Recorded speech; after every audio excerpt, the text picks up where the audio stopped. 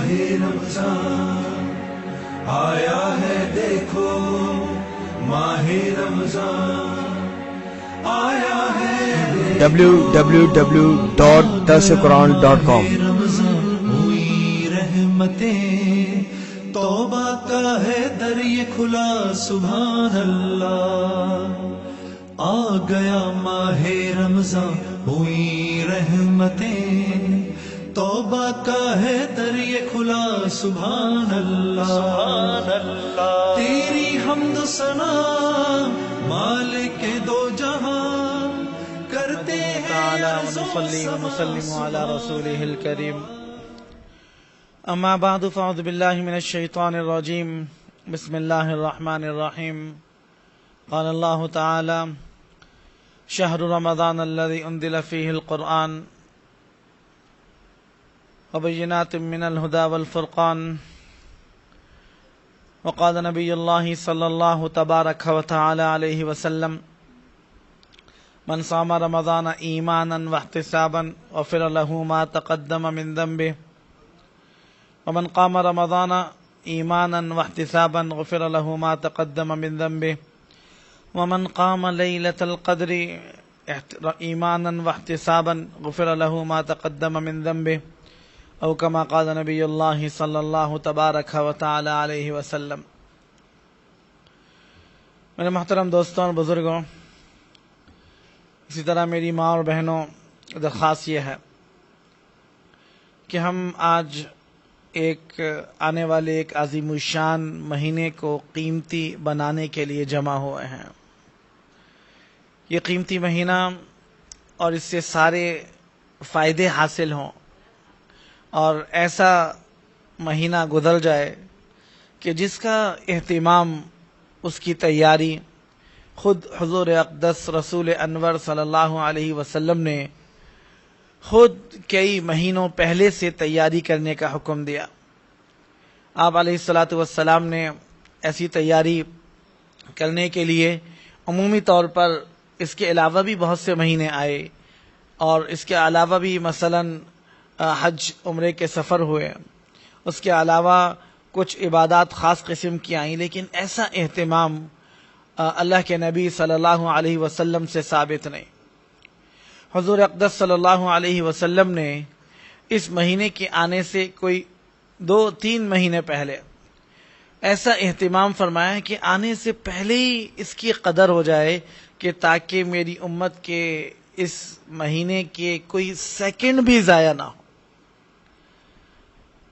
اسی لیے علماء نے عجیب بات سمجھی ہے کہ تمام احادیث میں جو ایک ہے نماز پڑھنے کا ثواب، ایک ہے زکوٰۃ دینے کا ثواب، ایک ہے روزہ رکھنے کا ثواب، فرمایا اس کے علاوہ ایک بہت اہم چیز ہے جو ہماری دل اور دماغوں سے نکل جاتی ہے، وہ ہے کسی چیز کے اہتمام کا ثواب۔ جس طرح حضور اقدس صلی اللہ علیہ وسلم نے خود فرمایا ایک آدمی جمعے کی نماز کے لیے جاتا ہے، اور جانے پر جمعے سے پہلے وہ تیاری کرتا ہے،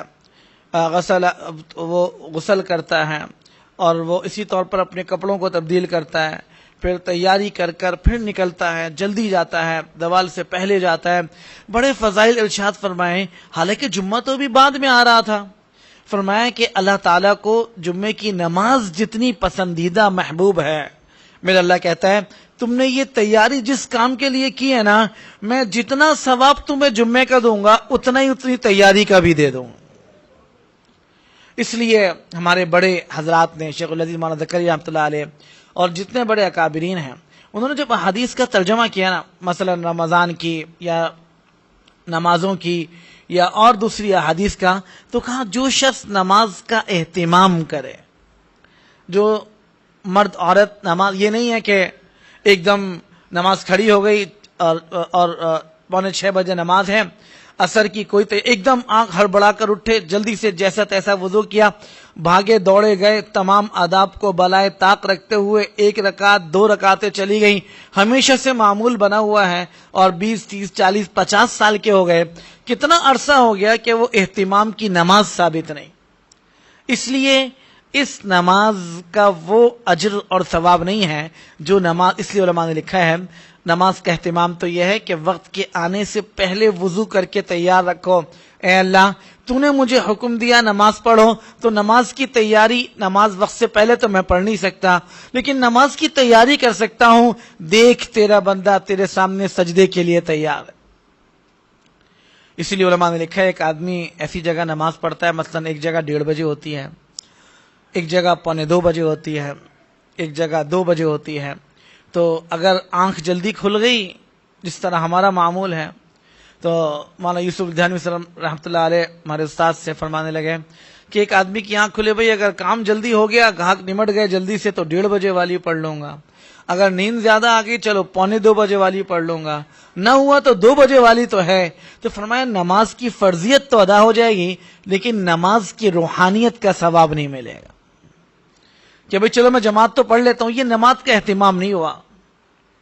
اہتمام تو یہ ہوتا، ہم تو اس کا مطلب تو یہ ہوا کہ نمازوں کو آگے پیچھے کیا اور نیند کو آگے پیچھے نہیں کیا، کاموں کو تو آگے پیچھے نہیں کیا. نماز بیچاری ایسی غریب فقیر تھی کہ چلو جی کوئی بات نہیں، ہمارے محلے میں تو 1 بجے بھی نماز ہوتی ہے، 1:30 بجے بھی ہوتی ہے اور 2 بجے بھی ہوتی ہے، جب جیسا موقع ملے گا ویسا پڑھ لیں گے. یہ غیر اہم ہونے کی نشانی ہے. اللہ تعالیٰ نے یہ ارشاد فرمایا، اسی لیے کہیں ہم لوگ سفر پر جاتے ہیں تو بکنگ پہلے سے ہوتی ہے، شادیوں کی تاریخ پہلے ہوتی ہے، شادی ہالیں مہینوں سے پہلے بک ہو جاتے ہیں. ایک اہتمام، تیاری. تو میرے نبی نے ارشاد فرمایا میری امت کے لیے میں یہ فخر سمجھتا ہوں کہ یہ رمضان تو بعد میں آئے گا، یہ رجب کے مہینے سے ہی رمضان کی تیاری شروع کر دے. اسی لیے حضور اقدس صلی اللہ علیہ وسلم نے رجب کا چاند دیکھتے ہی دعا سکھلائی ہے، اللہم بارک لنا فی رجب و شعبان وبلغنا رمضان. اے اللہ میرے رجب و شعبان میں ایسی برکت ہو جائے، ایسی برکت ہو جائے کہ بس اس میں مجھے اتنی توفیق ہو جائے کہ میں اسی میں رمضان کے شوق میں کبھی قرآن اچھا سیکھنا شروع کر دوں، کبھی راتوں کی تہجد کی نمازیں اور رکعتیں لمبی شروع کر دوں، اور کبھی جنت کے شوق میں، جہنم کے خوف میں تجھے راضی کرنے کی خاطر کچھ ٹھنڈی ہوائیں ابھی سے رات کی لینے کی کوشش کروں، مصلی پر کھڑا ہوں. تو میرے نبی نے فرمایا 2 مہینے تک ایسی مشق کر لے تاکہ رمضان آئے تو تیرا رب بھی تجھے محبوب بنا چکا ہو. اس لیے رمضان کوئی یہ جو ہمارے ہاں تیاریاں ہوتی ہیں عموماً، جو ہماری ایک لوگوں میں ایک ریت چل پڑی یا دیکھا دیکھی، پتہ نہیں کہاں شیطان نے ہمارے دلوں میں یہ بات ڈالی کہ ہم نے کیا شروع کر دی، رمضان کی تیاریاں بھئی ہو رہی ہیں، کیا کرو بھئی صفائی شروع کرو. عورتوں نے کیا بھئی رمضان آ رہا ہے، رمضان آ رہا ہے، کیا کریں پردے دھو، اپنے ڈنر سیٹ نکال کر ان کو دھو لو تاکہ افطاری میں برتن کام آئیں گے. چلو جی رنگ روغن کرا لو، چلو جی اور کچھ نہیں تو اور گھر کو صاف قالین بچھا لو اور کام. میرے نبی نے جو تیاری فرمائی کہ اپنے دل کو اعمال کے لیے تیار کرو. کہیں ایک حدیث میں کسی ابو بکر، عمر، عثمان، علی رضی اللہ عنہم سے ثابت نہیں کہ کہو بھئی رمضان آ رہے ہیں ایسا کرو، یہ بتاؤ پردے دھلے ہوئے نہیں دھلے ہوئے ہیں، یہ بتا دو کہ گھر میں کوئی صوفے قالین صحیح ہے یا نہیں. وہ تو رمضان کی تیاری اعمال سے کرتے تھے. سفیان ثوری رحمۃ اللہ علیہ پر چلا رمضان آنے والا ہے تو بچوں کو پہلے 1 مہینے پہلے کہہ دیا بیٹا جو کام کرنے ہو وہ پہلے سے کر لو، تاکہ ایسا نہ ہو کہ رمضان میں آنے پر تم کہو میری مشغولی ہے. ہمارے رائے پوری رحمۃ اللہ کے اجلہ خلفاء میں سے تھے، وہ فرمایا پہلے سے 1 مہینے پہلے تمام خلفاء اپنے مریدین، متعلقین، محبوبین، متوسلین کو خط لکھ دیا کہ دیکھو بھائی 1 مہینہ آنے والا ہے اور اس کے بعد وہ اللہ کا خاص مہینہ ہے جو 11 مہینوں کے بعد اللہ تعالی ہم سے اپنے تعلق کو بڑھانا چاہتے ہیں. ہم اللہ یہ چاہتے ہیں اس میں مشغولی کم کر دو. اگر اللہ نے تو یہ حکم فرمایا، حضور نے یہ کہا ہم سے کہ اگر جس کے ملازمین ہیں وہ ان کی جو اوقات کار ہیں اس میں کمی کرو، ان سے مشقتوں کے کام کم کر دو، میں تمہارے اوپر سے جہنم کے مشقتوں کو دور کر دوں. حضور اقدس صلی اللہ علیہ وسلم تو ہمیں ترغیب دے رہے ہیں. ہم نے تو اپنے آپ کو رمضان میں اور مشقت میں ڈال لیتے ہیں، تو بڑوں سے پوچھا کرتے. ہم نے تو دنیا کی چیزیں سیکھی ہیں تو یہ معلوم کر لیا کہ فلاں ڈگری کہاں ہوتی ہے، اچھا MBA کون سی ڈگری کی ہوتی ہے، کس کی ویلیو زیادہ ہوتی ہے. یہ دنیا والوں، یہ تو اللہ اور اس کے رسول سے ہی پوچھا جاتا کہ اے اللہ آپ کے ہاں رمضان کی تیاری کسے کہتے ہیں۔ اسی لیے حضور اقدس صلی اللہ علیہ وسلم نے یہ بات ارشاد فرمائی کہ اگر لوگوں کو پتہ چل جائے نا کہ رمضان کے اوقات کتنی قیمتی ہیں اور اللہ اس میں کیا دے دیتا ہے اور لوگ اللہ کے کتنے قریب بن جاتے ہیں، اللہ سے کتنا تعلق بن جاتا ہے، تو یہ لوگ تمنا کرتے کہ اے اللہ رمضان کو مستقل کر دے، 1 مہینے کے بعد ختم نہ ہوا کرے۔ لیکن یہ ان کے لیے ہے جو اہتمام کریں، جو اس کی تیاری کریں، جو تیاریاں اچھے کھانے پینے نہیں۔ ہمارے گھروں میں تو اور کیا ہوگا بھی، اچھی رمضان کی افطاری کے لیے بیسن لے آؤ، ہمیں تو دہی بڑے پھلکیاں بنانی ہیں، چیزیں بنانی ہیں۔ اللہ کے نبی کے دسترخوان پر رمضان کا یہ اہتمام ثابت نہیں ہے۔ وہاں پر تو کھجور نہیں ہوئی تو فرمایا اللہ کے نبی اگر کھجور نہیں ہے تو کس سے روزہ کھولوں؟ حضور نے فرمایا کوئی بات نہیں، کھجور میری اور میرے نبیوں کی سنت ہے۔ اگر کھجور میں جانے میں وقت لگتا ہے نا، اور یہاں سے آدمی ٹھیلے پر جائے اور جی کھجور لے کر آئے، تو فرمایا کوئی بات نہیں، کھجور نہیں ہے تو کھجور کے لیے وقت ضائع نہ کرو، تم پانی سے کھول لو، اللہ نے اسے بھی تمہارے لیے پاک بنا دیا۔ ہمیں تو شریعت یہ تعلیم دے رہی، لیکن ہمارے ہاں پتہ نہیں کن لوگوں نے ہمیں یہ تعلیم میں لگا دیا کہ رمضان کا مطلب یہ ہے کہ اچھے کھانوں کی تیاریاں، جو پورے سال ہمارے گھروں میں کھانے نہیں پکتے ہیں، وہ رمضان کی خاص ڈشیں ہیں جو افطاری پر بنتی ہیں۔ رمضان کی تیاری، رمضان کا اہتمام اس کا نام نہیں تھا۔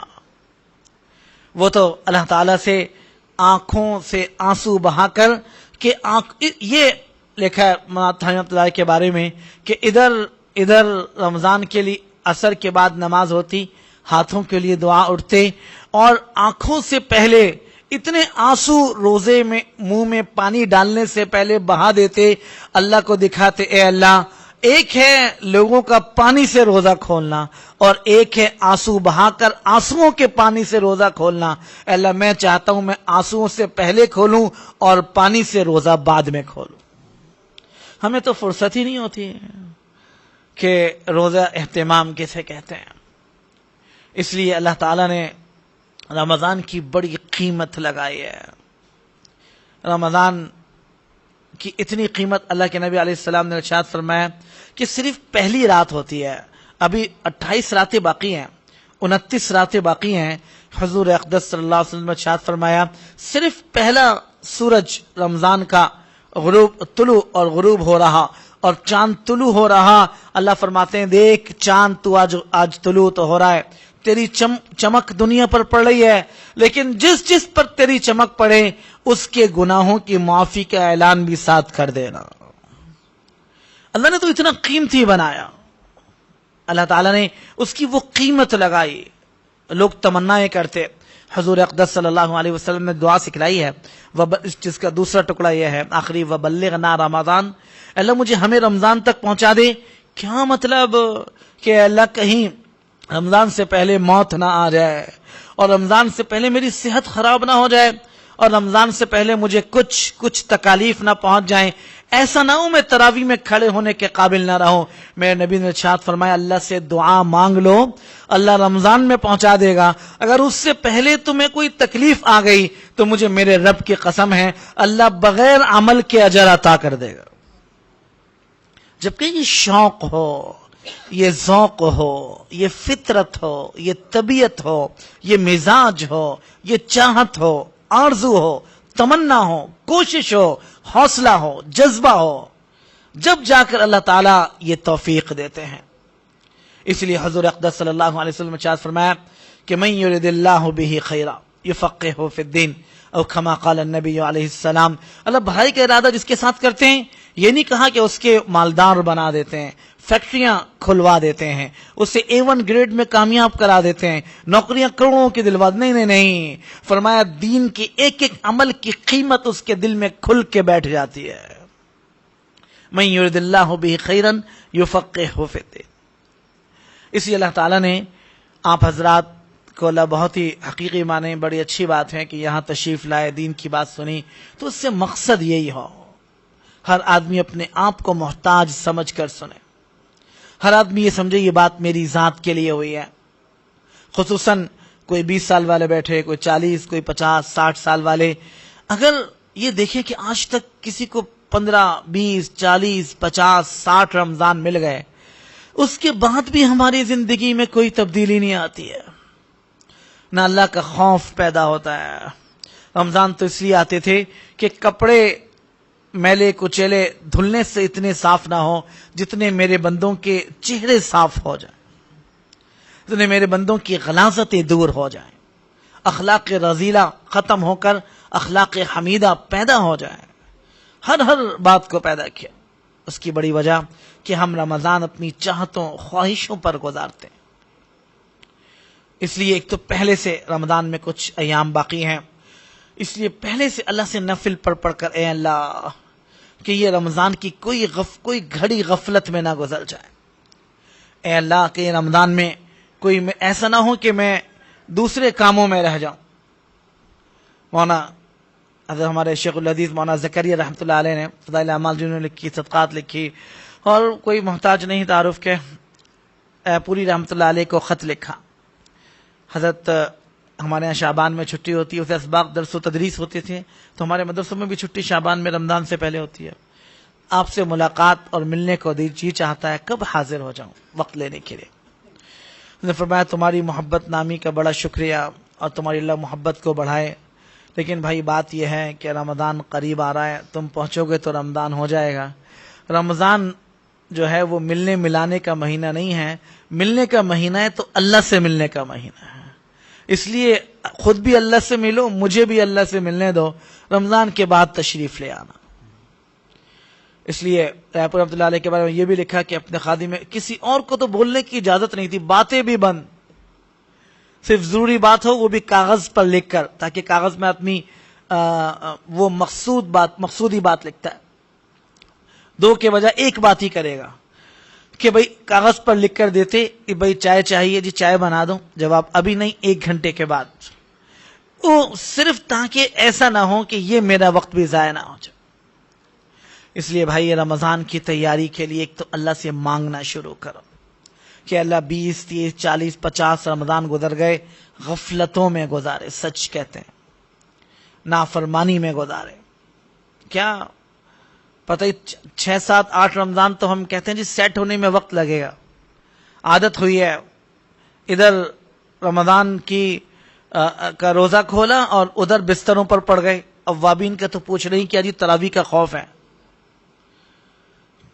اور تراویح میں بھی کیا حال ہوتا ہے۔ اس لیے کچھ ایسا اعمال والا رمضان گزرے کہ اللہ سے قبول کرائے۔ حضور اقدس صلی اللہ علیہ وسلم کی ایک زبردست حدیث ہے، حضور نے ارشاد فرمایا جو آدمی کسی اپنی عمر کے حصے کو عمل کے ساتھ گزار دے، مطلب 20 سال میں ابھی ہماری عمر، 40 سال عمر، 50 سال عمر، کوئی 60 سال ابھی گھٹنے بھی صحیح کام کر رہے ہیں، آنکھوں میں موتیاں بھی نہیں ہیں، بلڈ پریشر بھی زیادہ نہیں ہے، شوگر بھی ناقابل برداشت نہیں ہے، اور خدا نہ خواستہ کوئی اور بیماری سنگین بھی نہیں ہے۔ حضور نے فرمایا اس صحیح ہونے کی حالت میں رمضان یا اپنی زندگی کا کوئی حصہ صحیح گزار دو، مجھے میرے رب ہونے کی قسم ہے جب قیامت کا دن سے پہلے ہی تم اگر بیمار ہو گئے، مثلا رمضان تو آیا لیکن اب بڑھاپا آ گیا، عمر کو کون روکے، تو اسی طور پر رمضان تو آیا، اب آنکھوں میں موتیا آ گیا، پہلے تو 10 پارے پڑھتے تھے اب تو 2 پارے نہیں پڑھے جاتے، تو فرمایا کہ کوئی بات نہیں، تم صحیح رمضان پیش کر دینا اللہ کے سامنے جب تمہاری جوانی کی طاقت ہو، جب تمہاری آنکھیں روشن ہو، جب تمہارے گھٹنے جوان ہوں اور اللہ کا خوف زندہ ہو، جب تم بوڑھے ہوگے نا تو میں اللہ سے تمہیں وہی اجر لے کے دوں گا جو جوانی میں کرتے تھے۔ لیکن جب کھیے ہوں، جب ہم نے ایسا رمضان گزارا ہو، یہ تو ہم کہہ سکتے ہیں اپنی زندگی کے 40-50 رمضان ہم نے گزارے ہیں، کوئی رمضان ایسا نہیں ہے، کوئی بھی رمضان ایسا ہمارا نہیں ہے کہ جو ہم نے بغیر افطاریوں کے گزارا ہو، کوئی رمضان ہمارا ایسا ہو جو ہم نے بغیر کوئی ایسی تکلیفوں کے ساتھ، کوئی رمضان ہمارا ایسا ہو جو ہم نے بغیر کپڑے پہنے گزار دیا ہو، نہیں، دنیا کی ساری نعمتیں ہمیں ملی، رمضان کے میں عام مہینوں سے زیادہ اچھا کھایا، لیکن رمضان اعمال کے بغیر گزارے ہیں، رمضان اعمال کے بغیر گزارے ہیں۔ اس لیے اپنے آپ کو اس دفعہ کوشش کرنا. حضور اقدس صلی اللہ علیہ وسلم کی تقریباً 100 سے زیادہ احادیث ہیں جو رمضان کے تمام اعمالوں کے متعلق آئی ہیں. ان اعمالوں میں اگر تمام احادیث کو جمع کیا جائے تو ہمارے علماء حضرات نے چند اعمال جمع کیے ہیں. اگر ہم ان اعمال کو کر لیں تو گویا ہم نے رمضان اللہ کی چاہت اور مرضی کے مطابق گزار دیا. ان اعمالوں کی اگر ترتیب ہم بنا لیں تو گویا کہ ہم نے رمضان میں وہ کیا جو اللہ نے کہا. ان میں ایک کام جو بہت اہم ہے جو حدیث سے ثابت ہے اور وہ اللہ کا سب سے بڑا حکم ہے. اللہ نے فرمایا کہ روزہ رکھنا. اور روزہ رکھنا یہ تو ہمیں پتہ ہی ہے, روزہ تو سب رکھتے ہیں. روزہ رکھنے کا حضور علیہ السلام نے ارشاد فرمایا لیکن میں تم سے صرف یہ نہیں کہہ رہا ہوں کہ کھانے پینے کا روزہ چھوڑو. ہم جیسے لوگوں کا حضور کو پتا تھا نا, اس لیے حضور اقدس صلی اللہ علیہ وسلم نے پہلے سے یہ فرما دیا کہ دیکھو میاں صرف کھانا پینا چھوڑ دینا روزہ نہیں ہے. اگر صرف روزہ اس طرح کھانا پینا چھوڑا اور کھانے پینے کے چھوڑنے کے ساتھ آنکھیں غلط دیکھ رہی, کان غلط سن رہے, زبان پر غصے اور چیخنے چلانے کی ساری باتیں پوری ہو رہی, تو یہ حضور نے فرمایا بتا دینا ان لوگوں کو سوائے بھوکے پیاسے رہنے کے اللہ کے یہاں رتی برابر بھی اجر نصیب نہیں ہوگا. اس لیے روزہ تو رکھنا ہے لیکن روزے کی روحانیت نصیب ہونا. روزے کے اندر امام غزالی رحمۃ اللہ نے لکھا ہے 3 لوگوں کا روزہ ہوتا ہے, خاص روزہ, ایک عام روزہ, ایک اخص الخاص لوگوں کا روزہ. عام لوگوں کا روزہ جس طرح ہم لوگ رکھتے ہیں, آنکھیں بھی آزاد تو کان بھی آزاد, کسی نے پیسے نہیں دیے تو اسے برا بھلا بھی کہہ دیا, کسی نے گاڑی کو ٹکر مار دی تو اس کا گریبان بھی پکڑ لیا. فرمایا یہ عام لوگوں کا روزہ ہے, اس سے روحانیت نصیب نہ ہوگی. امام غزالی رحمۃ اللہ نے لکھا ہے دوسرا روزہ ایسا ہے جو لوگ روزہ رکھتے ہیں وہ روزہ ایسا رکھیں کہ کانوں کا بھی روزہ, ان کی آنکھوں کا بھی روزہ, ان کے دل کا بھی روزہ, ان کے قدموں کا بھی روزہ. ایسے روزے پر اللہ تعالیٰ کی طرف سے پھر فضائل ثابت ہوتے ہیں. فرمایا تیسرا روزہ خص الخواص کا روزہ ہے کہ نہ وہ خاص علماء, صلحاء, اتقیاء, محدثین, انبیاء علیہ الصلوۃ والسلام کے مطلب آگے تک چلے جائیں جن کے روزے میں نہ کوئی اعضاء کا بھی روزہ رہا, آنکھ, کان, دل, دماغ کا روزہ, اسی طور پر گناہوں کا بھی روزہ رہا. فرمایا تیسرا کہ اللہ کے غیر کی طرف ارادہ بھی نہ گیا. یعنی اگر پیاس بھی لگی ہے تو علماء فرماتے ہیں پیاس کی طرف اشارہ جانے پر کہ اللہ کے غیر سے توجہ ہٹی کیوں, اس لیے اللہ تعالیٰ نے یہ خاص روزہ رکھنا. حضور علیہ الصلوۃ والسلام نے ارشاد فرمایا جو آدمی روزے میں اپنی زبان کی حفاظت نہ کرے نہ میرے ہاں اجر ملے گا نہ اللہ کے ہاں اس کا اجر ملے گا. حضور صلی اللہ علیہ وسلم نے ارشاد فرمایا کہ ہم لوگ واقعی دیکھیں کہ ہم لوگ, اللہ تو ارشاد فرما رہے ہیں کہ کتب علیکم الصیام کما کتب علی الذین من قبلکم لعلکم تتقون. ادھر 29ویں روزے پورے ہوں, ادھر تقوی ہونے کا سرٹیفکیٹ مجھ سے لے لو.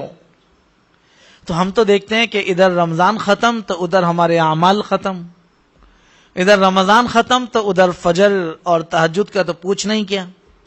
ادھر 6 صفحے ہوتی ہیں عام نماز میں, رمضان میں اوہو پہلے ہی دن ظہر میں 2 صفحے رہ گئی. اس لیے کہ تقوی والے کام ہی نہ کیا. اس لیے روزے کو ایک تو بچانے کی ضرورت ہے. روزہ صرف ہم یہ کہیں جی ٹھیک ہے, علماء مفتیوں سے پوچھیں گے تو وہ یہ کہیں گے جی اگر آپ نے صبح صادق سے لے کر اور غروب آفتاب تک کوئی چیز نہ کھائی پی آپ کا روزہ ہو جائے گا, لیکن اس کے ساتھ انوارات, برکات, جس سے دل کے اندر اللہ کا خوف پیدا ہو. ایسے روزے میں امام غزالی رحمۃ اللہ سے کسی نے پوچھا کہ آپ ظہر سے قرآن شروع کرتے ہیں, عصر ہو جاتی ہے, عصر کے بعد نماز پر دعا شروع کرتے ہیں, مغرب ہو جاتی ہے, فجر کے بعد نوافل شروع کرتے ہیں, مطلب اشراق چاش تھوڑی دیر کے بعد تو زوال ہو جاتی ہے, زوال ہو جاتا ہے, تو یہ روحانیت کیسے پیدا ہوئی؟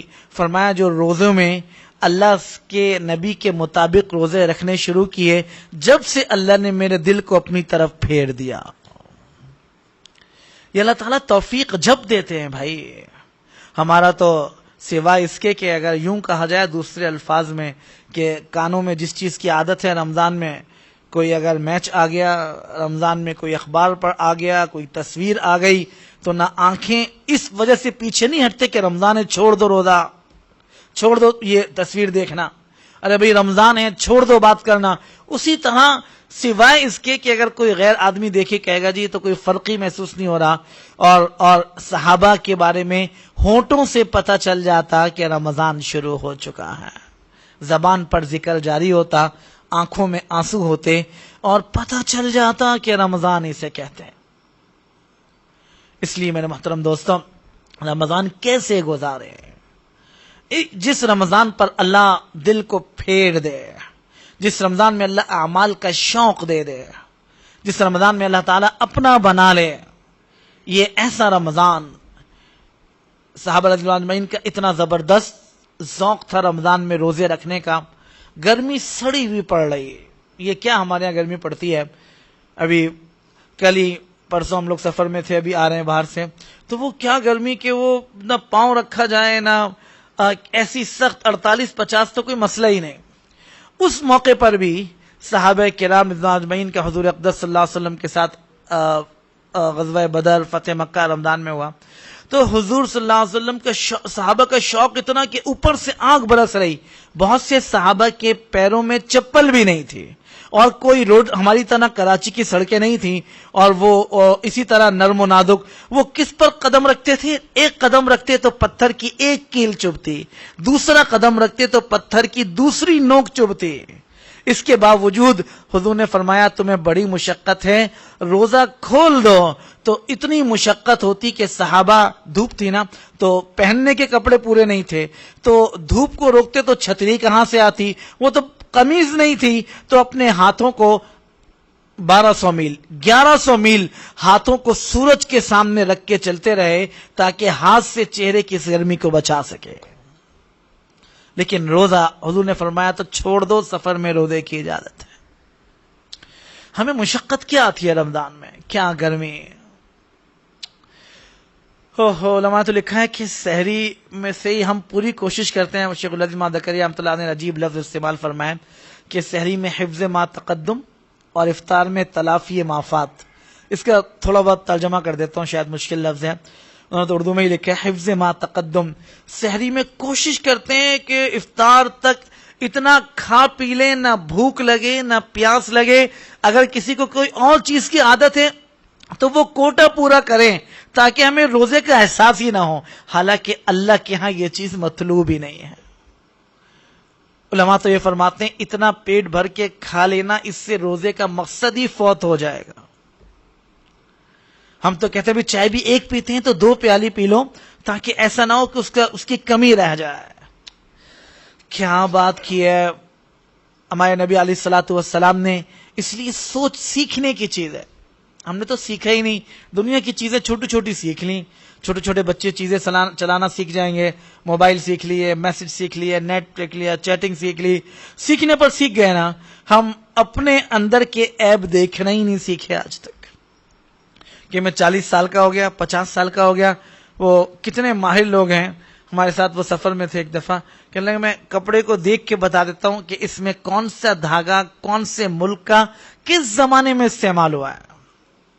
دنیا پر محنت کی نا، دنیا سیکھ گئے. اور صحابہ، اللہ فرماتے ہیں میرے صحابہ یہ ایسے ہیں، فَإِنْ آمَنُوا، ایسا ایمان ہے، بِمِثْلِ مَا آمَنْتُمْ بِهِ فَقَدْ اهْتَدَوْا، ان کا ایمان مجھے قیامت میں لا کے دکھا دینا، تمہیں بھی جنت میں ان کے برابر محل دے دوں. کیسا ایمان تھا کہ دنیا کی چیزوں کے بارے میں پتہ کوئی نہیں. ایک امیر صاحب اور جماعت کے پتہ چلا شہزادی قید ہو کر آ گئی. قید ہو کر آئی تو جیسے ہی قیمت، لوگوں نے کہا کہ شہزادہ چھڑانے آئے گا، بہت قیمت مانگنا. کہنے لگے ٹھیک ہے. لیکن اس سے پہلے ہوا یہ تھا کہ حضور صلی اللہ علیہ وسلم نے فرمایا کہ میں دنیا سے جا رہا ہوں، لیکن تجھے ایک بات بتاؤں، میں نے ایک لشکر دیکھا ہے کہ جس میں تم لوگ فتح یاب ہوگے، اس کی شہزادی ملے گی. فرمایا اللہ کے نبی اتنا یقین تھا کہ عقل مند اسے کہتے ہیں دین کے بارے میں. اللہ کے نبی دعا کرے نا اللہ مجھے شامل کرے، وہ شہزادی بھی مجھے دے دے. کہ حالانکہ وہ اس وقت تو حضور کے پاس نہ کھانا نہ پینا، فقر و فاقہ. پتا تھا کہ اللہ کے نبی کی بات غلط نہیں ہو سکتی. وہ عمر کے زمانے میں، کس زمانے میں لشکر فتح ہوا تو کہا جی تو حضور مجھے دے چکے ہیں. فرمایا گواہ ہے تو 2 گواہ پیش کر دی. اچھا بھائی تم لے لو، حضور نے دے دی. تو تو شاید لوگوں نے کہا صحابہ نے کہ ابھی اس کا بھائی آئے گا، باپ تو ہے نہیں، خوب دولت مانگنا، جتنی مانگ سکتے ہو تمہیں دے دے گا. کہنے لگے اچھا. تو جیسے ہی شہزادہ آیا تو کہا جی اندر چلے جا، ان کے پاس ہے. ان سے کہا جی میری بہن آپ کے پاس ہے. کہنے لگے میاں میں بہت قیمت لوں گا، تھوڑی بہت نہیں لوں گا. کہنے لگے جی بہت بولے، کتنی مانگیں گے آپ میں دوں گا. تو کہنے لگے 100 200 300 400 500 600 700 800 900 اور کچھ سوچنے لگے. پھر کہنے لگے پورے 1000 1000 سے ایک پیسہ بھی کم نہیں لوں گا. وہ تو فوراً دے دی. تو باہر آ کر لوگوں نے کہا کہ اللہ کے بندے تم نے صرف 1000. کہنے لگے میں کیا کروں، میں نے بہت سوچا، اس سے زیادہ گنتی نہیں آتی تھی مجھے، حالانکہ کروڑوں بھی مانگتے تو دے دیتے. اور دین کا کیا حال تھا کہ حضور اقدس صلی اللہ علیہ وسلم، آج ہم دنیا کی چیزیں تو جانتے ہیں، سچ یہ ہے، جو آدمی جس لائن کا ہے نا 10 20 30 40 سال میں، کوئی کپڑے والا ہے تو کپڑا دیکھ کے بتا دے گا یہ کیسا کپڑا ہے، کاٹن ہے یا نہیں. کوئی سونے والا ہے تو بتا دے گا بھائی 1 نمبر ہے 2 نمبر ہے. کوئی اس طرح ایک آدمی اگر کسی اور چیز کا ماہر ہے تو وہ بتا دے گا. لیکن ہم کیسے ایمان والے ہیں کہ ماں باپ کی گود سے ایمان لے کر پیدا ہوئے ہیں. ہمیں ایمان کے اپنے ابھی تک کہ اس میں کتنے عیب ہیں نظر ہی نہیں آتے.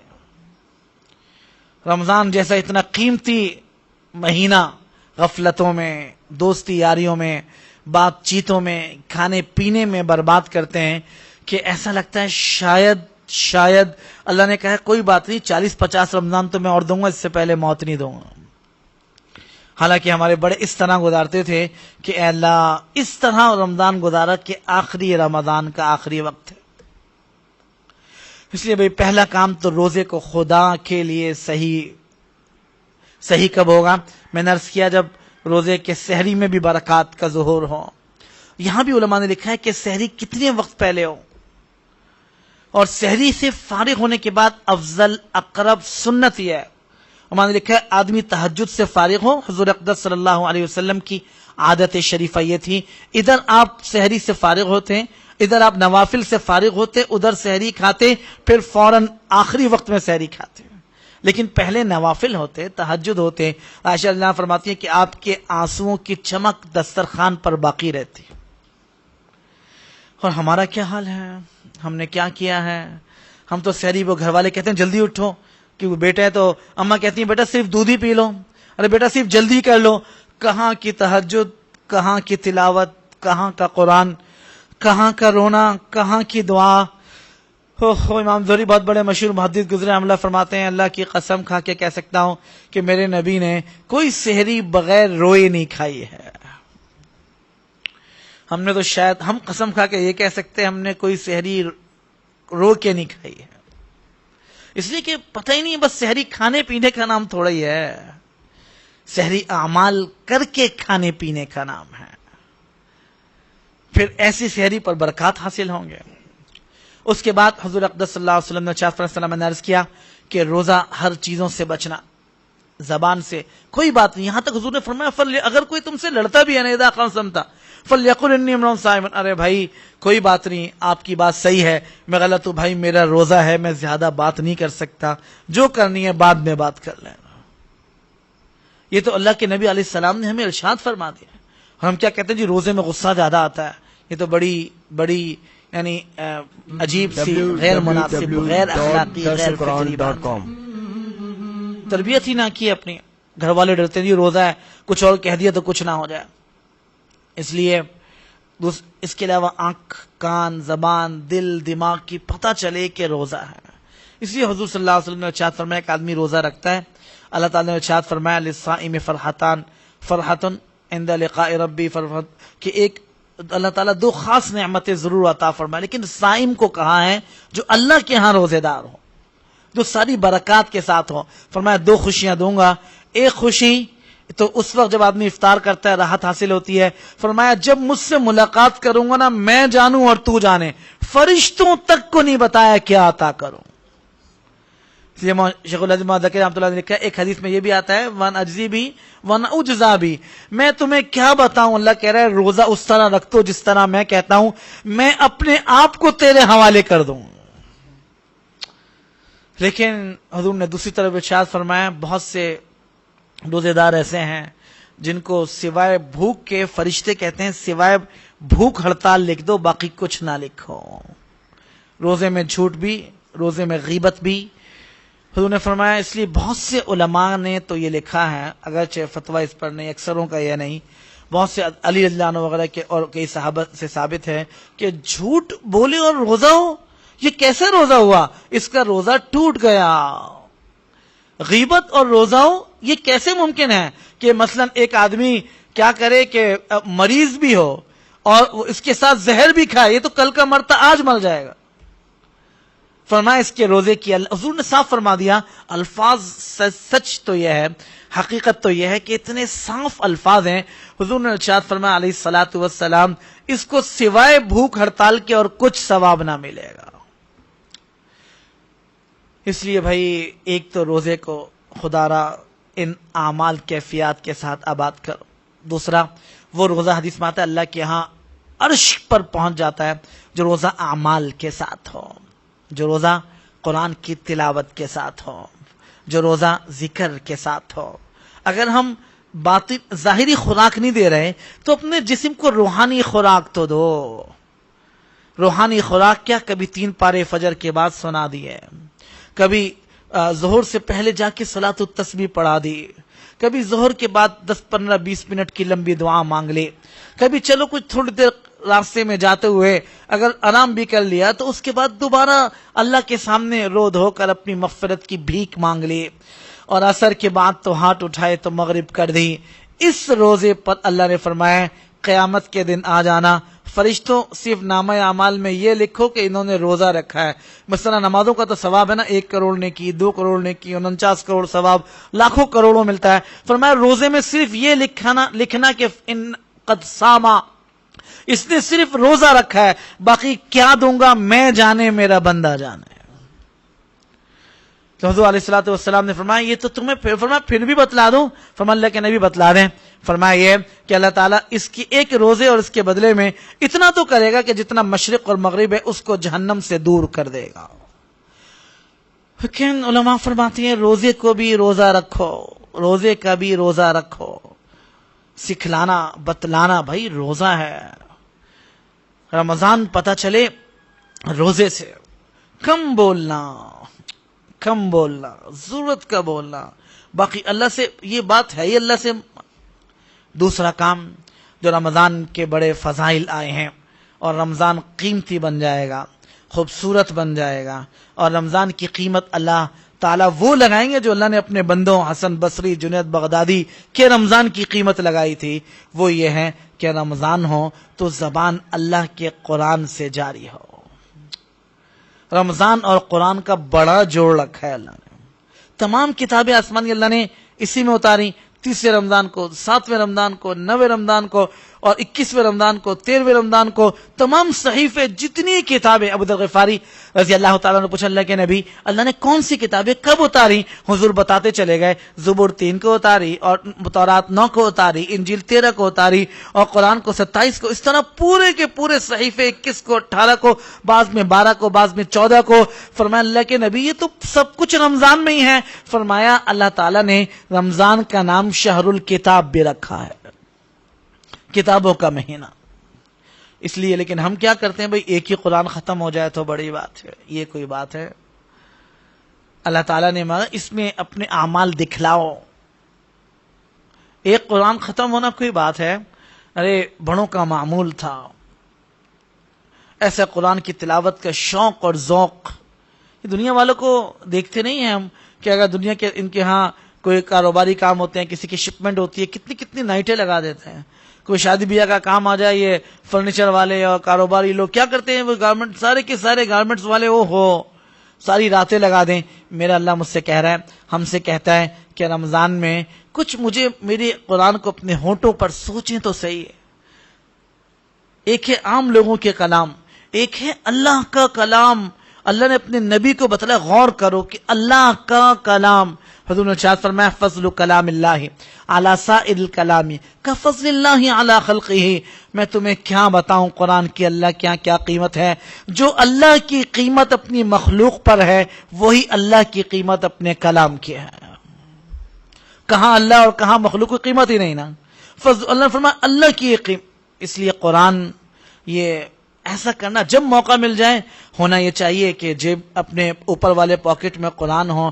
پتہ چلے کہ رمضان ابھی نماز میں 15 منٹ ہے, کھول لیا قرآن, پھر شروع کیا. پتہ چلا کہ ابھی ٹریفک میں جا رہے ہیں, ابھی بس میں بیٹھے ہیں, اچھا ابھی کوئی اور پیٹ نہیں ہو رہی, چلو جی قرآن پڑھنا شروع کیا. وہاں سے آ گئے, پتہ چلا کہ کھانے کے دسترخوان میں تو ابھی بیوی کہہ رہی ہے کہ کھانے میں دیر ہے, چلو بھائی میں کیوں وقت ضائع کروں, میں اللہ کو اللہ کا قرآن سناؤں. تو فجر کے بعد بھی قرآن ہو, تو ظہر سے پہلے بھی قرآن ہو, تو عصر کے بعد بھی قرآن ہو, تو مغرب کے بعد بھی قرآن ہو.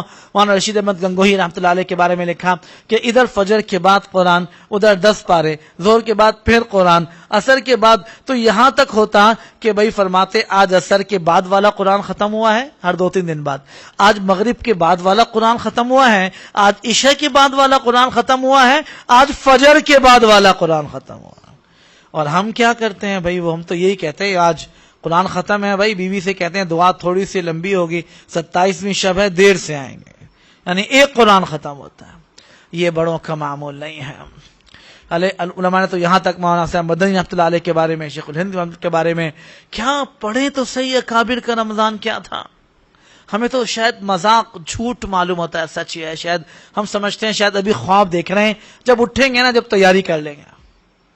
کیا رمضان ہوا, فجر سے ظہر سوتے گزری, چھٹی مل گئی کسی دن, ظہر سے عصر بازار کا سامان لاتے گزری, عصر سے مغرب روزے کے انتظار میں گزری, نہ اعمال, مغرب سے عشاء تراویح سے پہلے لیٹتے گزری, عشاء کے بعد تراویح کے بعد تو ہے ہی آرام, اپنی دنیا آخرت دونوں برباد کی.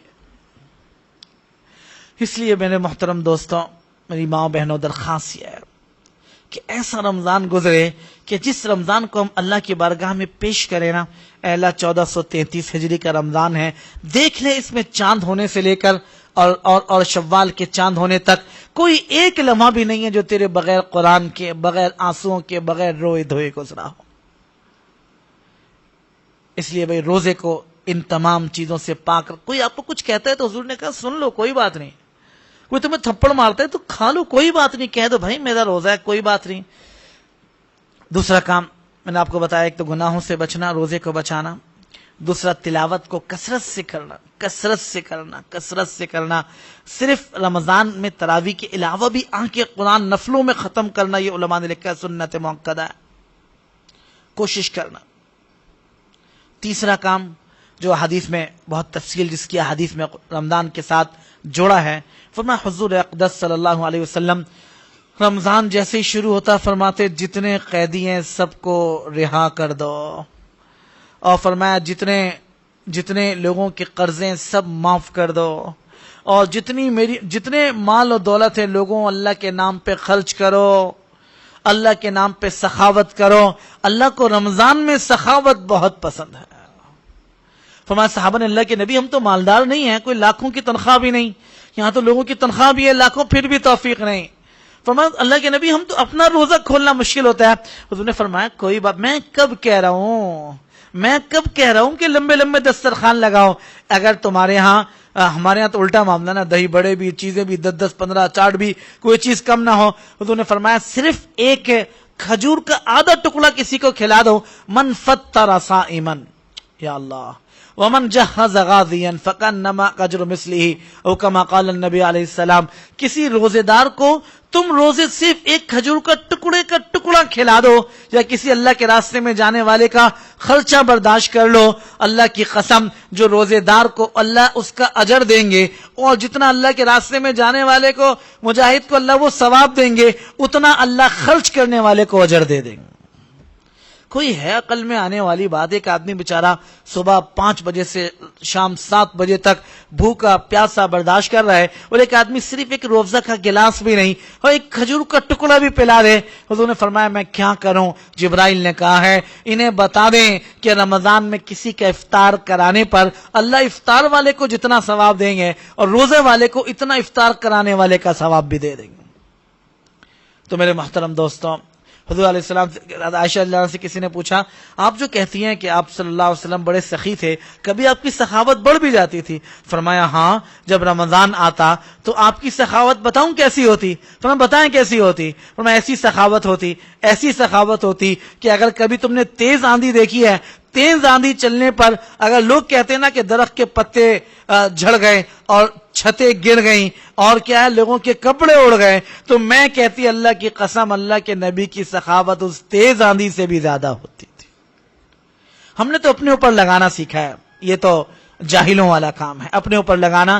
عمر رضی اللہ عنہ دوسروں پر لگاتے، صحابہ کی آمدنیاں 2000 درہم سے بڑھ کر 50,000 درہم ہو گئیں، تو کیا بات تھی، اپنا خرچہ تو وہی رکھا لمیٹڈ، اور جتنا اپنے سارے گھر کے ایکسپینڈیچر میٹ کر اپنے ہو گئے، اپنا بجٹ نہیں بڑھایا۔ تو عمر تو مہینے میں 1 دفعہ گوشت کھا رہے، لیکن روزانہ 7 اونٹ ذبح کرتے جو مہمانوں کو کھلاتے تھے۔ حضور صلی اللہ علیہ وسلم نے ارشاد فرمایا کہ مہمان نوازی کرنا، جس نے کسی ایک آدمی کو کھجور اور پانی سے بھی روزہ کھلوا دیا یا مہمان نوازی کر دی، یہ ایسا ہے جس طرح اس نے حضرت آدم علیہ السلام کو بلا کر ان کی دعوت کر دیا۔ حضور صلی اللہ علیہ وسلم نے فرمایا جو 2 آدمی کو روزہ اور پانی سے دعوت کر دے، اپنے اوپر یہ فضیلت نہیں، اپنا تو پانی سے کھول لو، ارے دعوت کر دو جس طرح حضرت آدم علیہ السلام اور حوا علیہ السلام کو بلا کر ان کی بھی دعوت کر دے۔ اس دفعہ جو آدمی 3 آدمیوں کو بلا کر روزے داری افطار کرا دے، حضور صلی اللہ تعالی علیہ وسلم نے ارشاد فرمایا، یہ حضرت علی کو حضور نے قصہ سنایا اور ساری حدیث سنائی۔ فرمایا اللہ کے نبی میرے پاس تو پانی اور کھجوری ہے، اس پر بھی اللہ اجر دے گا۔ فرمایا اللہ تعالیٰ اس پر بھی اجر دے گا، یہ ایسا ہے جس طرح تو نے اللہ کے انبیاء علیہ السلام کی دعوت کر دی 3 آدمیوں کے روزہ کھلوانے پر۔ حضور اقدس صلی اللہ علیہ وسلم نے ارشاد فرمایا، اس طرح 7، 8، 10 تک پورا حدیث لمبی ہے، اس وقت تو موقع نہیں۔ انہوں نے فرمایا ان کو کھانا کھلا دے تو ایسا ہے کہ گویا کہ تو نے جب سے قیامت تک ایک آدمی نے پہلا سجدہ کیا اور مرتے دم تک سجدے میں پڑا رہا، جتنا اللہ اسے ثواب دیں گے 10 آدمیوں کے روزہ کھلوانے پر اللہ تجھے اتنا ثواب دے دیں گے۔ یہ چیزیں اپنے دسترخوان بڑھانا کون سا کمال ہے، یہ تو خود اپنے پیٹ میں جا رہا ہے۔ دوسروں کا بڑھانا، دوسروں کو کھلانا، کھانا کمال نہیں ہے، کھلانا کمال ہے۔ پہننا کمال نہیں ہے، پہنانا کمال ہے۔ حضور اقدس صلی اللہ علیہ وسلم نے ارشاد فرمایا اللہ کے نبی میں کتنا کھلایا کیا کروں؟ حضور نے فرمایا کھلا دو کھلا دو کھلا دو، بھوکے ننگے مر جاؤ لیکن کھلانے سے منع نہ کیا کرو۔ ہم نے تو اپنے آپ کو ہی کھلایا، کیا کریں، بجٹ میں بچوں کو فون کیا، بچے یہ سیکھ گئے کہ بھائی ہوم ڈیلیوریاں آ گئیں، پیزے آنے شروع ہو گئے، برگر آنے شروع ہو گئے، یہ پتہ ہی معاف ہو گیا کہ بھائی کسی کو روزہ کھلوانے پر سخاوت کی کیا فضیلت ہے۔ اور سخاوت صرف اس کا نام نہیں ہے کہ روزہ ہی کھلواؤ، سحری کی بھی فضیلت ہے۔ حضور صلی اللہ علیہ وسلم نے ارشاد فرمایا جو کسی کے بیچارے اعتکاف والے ایسے ہی پڑے رہتے ہیں، جن کے گھروں میں کوئی نہیں ہوتا، وہ اعتکاف میں ہی نہیں بیٹھتے، جی سحری کہاں سے آئے گی؟ حضور نے فرمایا جو آدمی ایک آدمی کو سحری کھلاتا ہے، اللہ تعالیٰ جب شب قدر ہوتی ہے اللہ جبرائیل علیہ السلام کو اتارتے ہیں اور فرماتے ہیں جس نے کسی کو سحری کرائی ہے، اے میرے جبرائیل اس سے جا کے مصافحہ کر کے آنا، ہاتھ ملا کے آنا۔ حضور نے فرمایا تم اس کی نشانی بتاؤں جس سے جبرائیل مصافحہ کرتے ہیں؟ فرمایا اللہ کے نبی ضرور بتلائے۔ فرمایا اپنے دل میں رقت محسوس کرتا ہے، ہاتھ اٹھانے سے پہلے اللہ آنسوؤں کی لہریں بہا دیں گے۔ کیا قیمتی رمضان، پوچھنا چاہیے علماء سے رمضان کیسے گزارے ہیں۔ رمضان صرف جو ہم نے گزارا اس طرح کا نام تھوڑی ہے کہ عصر سے مغرب تک افطاری کی چیزوں کی لائن لینے میں وقت کو برباد کر دیا۔ عورتوں سے بھی کئی بھی سارے ایسے نامعقول بیوقوف ہوتے ہیں کہ ہمیں گرم چیزیں چاہیے ہوتی ہیں، ٹھنڈی چیز حلق سے نہیں اترتی۔ ارے تو جب پتہ چلے گا جب گرم کھولتا ہوا پانی جہنم کا حلق سے نہیں اترے گا، کیا ضائع کیا ہم نے۔ دونوں چاہے اس وقت بھی کہہ دو سب کو۔ اس لیے چوتھا کام جو حدیث میں حضور اقدس صلی اللہ علیہ وسلم نے بڑی تاکید سے فرمایا رمضان اللہ جب رمضان شروع ہوتا ہے، رمضان شروع ہونے سے لے کر چاند تک اللہ کہتے ہیں دعاؤں کے دروازے کھول دیے، جب ہاتھ اٹھاؤ گے اللہ کو اپنے سامنے پالو گے، جب مانگو گے اللہ کی رحمتیں برس جائیں گے۔ وہ ہاتھ تو لاؤ، وہ ہاتھ ہی کہیں چلے گئے، پتہ نہیں کہیں قبروں میں دفن ہو گئے۔ جو اپنے بڑوں کے بارے میں ہم نے سنا وہ فجر سے ہاتھ اٹھتے، ظہر ہو جاتی، ظہر میں دعا کے لیے ہاتھ اٹھتے، عصر ہو جاتی۔ ڈاکٹر عبدالحی صاحب اللہ علیہ کے بارے میں عصر کی نماز کے فرض کے بعد ہاتھ اٹھتے دعا کے بارے میں، مغرب کی اذان کے وقت جا کر چہرے پر ملتے تھے۔ ہمیں تو کہتے ہیں وہ چیخ رہے بھائی یہ لاؤ افطاری کے سامان میں، کیا بھائی دسترخوان نہیں بچھایا، چیزیں لاؤ، یوں لاؤ وہ کرو، کیا بات ہے یہ گرم نہیں ہے، کپڑے نہیں ہیں۔ مرد بیچارے لائن میں لگ گئے، افطاری کی لائنوں میں، سموسوں میں، وہ قیمتی رات۔ اوہو، حضور صلی اللہ علیہ وسلم نے ارشاد فرمایا میں تمہیں بتاؤں اللہ کے ہاں کون سی دعائیں قبول ہوتی ہیں؟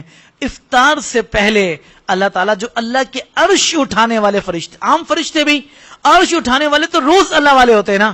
حضور نے فرمایا علیہ الصلوۃ والسلام، اللہ کہتے ہیں میرے عرش کو چھوڑو، جو میرے بندے ابھی روزہ رکھ کر اپنے ہاتھ اٹھائے ہوئے ہیں، جاؤ ان کی دعاؤں پر تم آمین کہنا، قبول کرنے کے لیے میں تیار بیٹھا ہوں.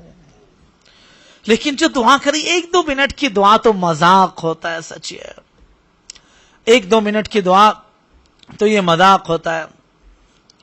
تو لہذا رمضان میں یہ اللہ تعالیٰ سے اپنا یہ سارے کے سارے ہمارے ساتھ جو دعا، لمبی دعاؤں کا کرنا. اس لیے اگر رمضان ان اعمال کے بغیر گزرے گا تو اللہ سے تعلق نہیں بنے گا. سچ ہے، رمضان میں اللہ سے تعلق کیسے نصیب ہو؟ اگر رمضان میں بھی نہ بنا، بھئی ایک آدمی آئی سی یو میں جا کر، جہاں 24 آورز ہمیشہ انتہائی نگہداشت ہو، اوپر نیچے 10-15 ڈاکٹر ہوں اور زبردست مشینریاں موجود ہوں، وہاں جا کر بھی جو آئی سی یو سے اگر خالی ہاتھ واپس آ جائے نا، ڈاکٹر مایوس ہو جائے، تو اس کا مطلب ہے گھر میں آنے سے پہلے مر ہی جائے. جو رمضان میں جہاں پر شیاطین بند، جہاں پر اعمال کا ماحول، جہاں پر ویسی نافرمانیوں کے جہنم کے دروازے بند، جہاں سب کچھ ہے، وہاں بھی اللہ سے تعلق، اصلاح اپنی نہ ہوئی تو پھر کب ہوگے؟ اس لیے رمضان کو اللہ تعالیٰ نے اصلاح، لیکن اصلاح کسی طرح ہوگی جب رمضان کو اعمال کے ساتھ گزارو گے. جس طرح گھر میں آدمی کہتا ہے سکون کیسے ملے گا؟ جب گھر کی چھت ہو، گھر میں چلو پنکھا لگا لیا، تو جب سکون صرف گھر سے تو نہیں. اسی طرح اللہ تعالیٰ ارشاد فرما رہے ہیں رمضان میں تقوی کا درجہ جب ہوگا جب اعمال کے ساتھ گزرے گا. 5ویں بات جو حدیث میں بہت تفصیل سے آئی ہے اور اس کا تعلق خاص رمضان سے ہے، اسی سے اللہ دل کی اصلاح کریں گے، برائیوں کو دھویں گے، اچھائیوں کی توفیق دیں گے. فرمایا جب آدمی رمضان میں تراویح کی نماز، صرف تراویح پڑھنا، پوری پڑھنا، یہ تراویح یعنی کمال کی بات یہ ہے کہ رمضان میں تراویح کا شوق ہی پیدا نہ ہو. اللہ کا قرآن پڑھا جائے، یا تو آدمی آپ حافظ ہوں، ماشاءاللہ اتنے پکے حافظ ہوں کہ ہر مہینے میں قرآن ختم کر لیتے ہیں. چلو پھر اگر حافظ نہیں ہو اور پورے قرآن میں پورے سال میں ایک ہی مرتبہ موقع آتا ہے کہ کھڑے ہو کے قرآن سنو، وہ تراویح میں ہوتا ہے. باقی تو نمازوں میں تو پورا قرآن نہیں ہوتا، ایک ہی رکوع پڑھتے رہتے ہیں ائمہ حضرات، خاص جگہ ہوتی ہیں. حالانکہ حضور اقدس صلی اللہ علیہ وسلم اور صحابہ کا معمول تھا. حضرت عثمان رضی اللہ تعالیٰ عنہ آئے، مدینہ جانے لگے تو مکے میں سے کہنے لگے بھئی خادم سے کیا خیال ہے جوتوں سے پانی کے اللہ کے گھر میں آؤں، 2 نفل پڑھے بغیر چلا جاؤں، شرم آتی ہے، رمضان بھی ہے. کہا اچھا کوئی نفل پڑھ لیں. ادھر نیت باندھی، الحمد ختم کی، الف لام میم شروع کی، پتہ چلا 2 رکعت میں اللہ کو پورا قرآن سنا دیا. ہمیں تو ایسی راتیں شاید زندگی میں ایک بھی میسر نہ ہو، اور عثمان کو اللہ نے ہر رات ایسی عطا فرمائی تھی. یا تو ان جیسے لوگ ہوں، نہیں ہے تو تراویح اس لیے ڈھونڈنا، علماء کے پیچھے پڑھنا، دینداروں کے پیچھے پڑھنا، اتقیاء کے پیچھے پڑھنا، اور جو قرآن ٹھہر ٹھہر کر پڑھتے ہوں، مزے لے لے کر لطف آتا ہو. ہمیں تو ان چیزوں کا لطف، چونکہ اصلاح اور تعلق تو ہوئی نہیں، تو لطف کیسے پیدا ہو؟ ہماری اصلاح ہوئی نہیں. یہ سب نشانیاں ہیں کہ اندر سے بیمار ہے. ایک آدمی کو میٹھی چائے بھی پھیکی لگے، گرم چائے بھی ٹھنڈی لگے، اور مزیدار کھانا بھی بدبودار لگے، تو لوگ کہیں گے بھئی تمہارا اندر، تمہاری ناک، آنتیں، منہ سب خراب ہو چکا ہے. تو اصلاح کیسے ہوگی؟ اصلاح تو جب ہوگی جب اعمال گزریں گے. ایک آدمی کو رمضان میں بھی تہجد کی توفیق نہ ہو، کیا ظلم ہے. آدمی کو رمضان میں بھی آنسو بہانے کی توفیق نہ ہوئی تو کتنی زیادتی کی بات ہے. اس لیے تراویح حضور صلی اللہ علیہ وسلم کا ارشاد مفہوم ہے، جو آدمی ایک سجدہ کرتا ہے نا تراویح کا، ایک نماز، ایک رکعت میں 2 سجدے ہوتے ہیں، ایک سجدے پر اللہ تعالیٰ 1500 نیکیاں عطا فرماتا ہے. اگر 18 پڑھی 2 پڑھے بغیر بھاگ گئے تو 4 سجدوں کا تو یہ کتنا نقصان ہو گیا بھائی؟ 6000. اور 6000 کو 70 سے ضرب دو تو کتنا نقصان ہو گیا؟ تو لاکھوں کا نقصان صرف 2 رکعت پر. اللہ نے 40 مقامات قرب عطا کیے، سجدے. اللہ نے فرمایا سجدہ تم رکھو. یہ لوگ پوچھتے ہیں نا رمضان میں اصلاحی تعلق کیسے قائم ہو، رمضان میں اعمال کا شوق کیسے ہو، اپنی اصلاح کیسے ہو؟ ارے اعمالوں سے اصلاح ہوگی. اللہ نے فرمایا تراویح میں کھڑے ہو کر سجدہ زمین میں رکھ دینا، جہاں سجدہ رکھو گے اللہ کی رحمت وہیں تمہیں آ کر دبوچ لے گی. اللہ کی قربت نصیب ہو جائے گی. اس لیے تراویح مردوں کے لیے بھی عورتوں کے لیے بھی. حضور اقدس صلی اللہ علیہ وسلم تشریف لائے تو آپ نے دیکھا کیا فرمایا, ابی بن کعب کی اقتداء میں لوگ نماز پڑھ رہے ہیں. حضور نے فرمایا اچھا بھائی اچھی بات ہے, آپ نے کچھ منع نہیں فرمایا. تو اس کے بعد عمر رضی اللہ عنہ آئے تو دیکھا الگ الگ پڑھنا. حضور نے فرمایا کسی ایک آدمی کی اقتداء میں بھائی ان کو اکٹھا کر دو. تو چنانچہ ابی بن کعب رضی اللہ تعالیٰ عنہ سب سے اچھا قرآن پڑھنے والے تھے. ایسا قرآن پڑھتے تھے کہ حضور اقدس صلی اللہ علیہ وسلم نے ارشاد فرمایا, ابی میرے اللہ نے تیرا نام لیا ہے کہ تو قرآن پڑھے اور اللہ کا نبی سنے. فرمایا اللہ کے نبی, اللہ نے میرا نام لیا ہے. فرمایا سب تو انہوں نے قرآن شروع کیا. علی رضی اللہ تعالیٰ عنہ کا جب اپنی خلافت میں گزر ہوا تو مسجد نبوی میں تراویح ہو رہی, سارے صحابہ 100% پڑھتے تھے. اور دیکھ کر فرمایا جعل اللہ قبر عمر کما نور اللہ مسجد نبی. یہی اللہ تعالیٰ عمر کی قبر کو اسی طرح روشن کرے جس طرح اس نے اللہ کے نبی کی مسجد کو تراویح سے روشن کر دیا. اس لیے مرد بھی پڑھیں, عورتیں بھی پڑھیں. عورتیں گھروں میں ہی پڑھ لیں, پوری 20 پڑھیں. گھر والوں سے کہہ دیں بھائی, ہم یہ نہ کہیں کہ ان سے کہہ دو بھائی گھر والوں, اصل تو کام مردوں کا ہوتا ہے, کہ بھائی ہمیں کوئی افطاری کا کام, بیچاری تھک اتنا جاتی ہیں, سحری میں الگ اٹھیں, اس کے بعد صبح گھر کے کام الگ کریں, اس کے بعد جا کر کے افطاری میں چاٹ اور کٹلس اور پتہ نہیں کیا کیا سموسے اور چیزیں الگ بنائیں, تو بیچاری کیا کریں گی, پھر گرم الگ. ایک تو دعاؤں سے محروم, دوسرا نقصان کیا کہ تھک گئیں تو کیا کرتی ہیں. کتنے لوگ ہم سے پوچھتے ہیں, وہ عورتوں کو فون آتا ہے مفتی صاحب وہ 12 تراویحیں پڑھ لیں, مفتی صاحب بیٹھ کے پڑھ لیں. کیا زیادتی کی بات ہے, کھانا پکاتے ہوئے تو بیچاری نہیں تھکتی اور افطاری کا سامان کرتے ہوئے نہیں تھکتی. اللہ کے سامنے زندگی میں صرف 29 راتیں ہیں, 30 راتیں میرے اللہ کہہ رہا ہے کھڑی ہو جا میری بندی, تو مجھے دیکھ میں تجھے دیکھوں, میں تیرے دل کی اصلاح کروں. ہمیں وہ بھی توفیق نہ ہو. اس لیے مرد بھی عورتیں بھی, مرد بھی عورتیں بھی. مرد آ کر پوچھیں بھائی تم نے تراویح پڑھی ہے؟ ارے بھائی تم نے نہیں چاہیے کھانا مجھے, کوئی بات نہیں, میں صرف روزہ حضور کی سنت جو تھی, چلو بھائی میں کھجور پانی سے کھول لوں گا. یہ کس نے کہا کہ افطاری کا سامان الگ بناؤ؟ یہ کس نے کہا کہ الگ سے چیزیں ہوں؟ ہاں رمضان کا پتہ تو ہمارے اسی طرح چلتا ہے, کھانے پینے کی چیزوں پہ رش لگ جاتا ہے. افطاری کا وقت عجیب سا طوفان بدتمیزی کا دکانوں پر اعلیٰ مظاہرہ ہوتا ہے کہ یہ چھین وہ چھین, اور پتہ چلا کہ شاید لوگ یہ سمجھتے ہوں گے, کوئی غیر مسلم دیکھ لے, بھائی مسلمانوں کا روزہ جب تک یہ بازار کی چیزیں 4-5 آئٹم نہ ہو تو شاید کھلتا ہی نہیں ہے. حالانکہ میرے نبی کا روزہ, حضور صلی اللہ علیہ وسلم داخل ہوئے, فرمایا عائشہ کل تو نے ایک کھجور دے دی تھی, اس کی طاقت رات تک محسوس ہوتی رہی, آج کس چیز سے افطار کرا رہی ہے؟ فرمایا اللہ کے نبی ایک تھی وہ آپ کو دے دی, آج تو وہ بھی نہیں ہے. فرمایا کوئی بات نہیں, میرے گھر میں میرے رب کو پانی تو ہے, عائشہ تو بھی پانی سے کھول, میں بھی پانی سے کھولتا ہوں. تو یہ کیا جواب دیں گے؟ ایک تو ہمارے روزے ویسے نہیں, تو یہ کیا جواب دیں گے جو 8-10 آئٹموں سے ان کے دسترخوانوں پہ چیزیں نہیں ہوتی؟ اس لیے علماء نے لکھا ہے اس سے بڑا سچ بات یہ ہے, جو پوری غذائیت کے جو روح بنی تھی نا, مجاہدہ ہوا تھا بھوکا رہ کر, وہ اتنا کھلا دیتے ہیں کہ نفس مزید شیر بن جاتا ہے. اتنا کھا لیتے ہیں, پیٹ بھر گیا نا تو مغرب کی نماز پڑھنا, بہت سو کی جماعت چلی جاتی ہے. مغرب بیچاروں پہلے 5 منٹ بات کرتے تھے ائمہ, 10 منٹ بعد شروع کی, وہ 15 منٹ میں بھی کرتے ہیں تو بیچارے یہ حال ہے کہ اکثر آدھی صف کی تو 2 مسجد کی رکعتیں چلی جاتی ہیں. کھانے پینے کا اتنا شوق ہو گیا. حضور علیہ الصلوۃ والسلام نے کیا باتیں ارشاد فرمائی, جب ایسا رمضان گزرے گا تو اس کے اثرات حاصل نہیں ہوں گے.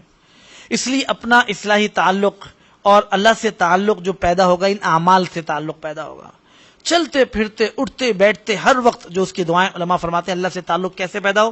وقت کی جو دعائیں ہیں, ہر اٹھنے بیٹھنے کی, جس آدمی کے اندر کچھ کمی محسوس ہو ان دعاؤں کا اہتمام کرنا, رمضان میں تلاوت کا اہتمام کرنا, اللہ سے تعلق.